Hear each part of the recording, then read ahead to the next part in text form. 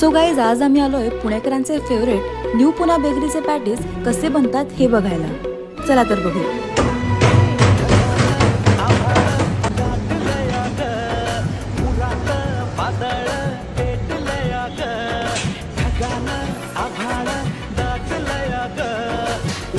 इथे आपण बघू शकतो पॅटीसचा आउटर लेअर कट झालेला आहे।